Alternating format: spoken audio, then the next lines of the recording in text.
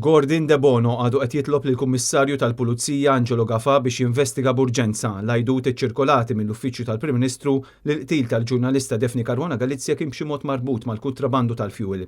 3 snin wara l-qtil tal-2017, De Bono nnifsu kien fil-mira ta' investigazzjoni fuq skala ta' ċertu portata min-naħa tal-Pulizija fuq il-kontrabandu tal-fjuwil kemm hu kif ukoll martu kienu ġew arrestati f'Novembru tal-2020 u sussegwentament akkużati b'ħasil ta' flus. Il-kopja tinsisti li hija innoċenti.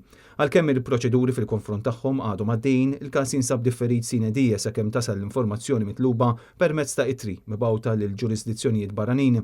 Issa, Gordon De Bono qed isostni li s-saga kollha kkaġunatlu danni personali u ħsara għall-ebda raġuni.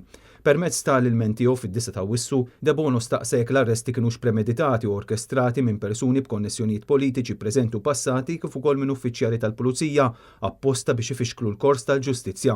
Madankollu, wara li indirizza dubji serji tiegħu direttament lill-Kummissarju tal-Pulizija, De Bono issa qed isostni li wara ġimgħat sħaħ għadu ma rċieva l-ebda tweġiba u lanqas reazzjoni.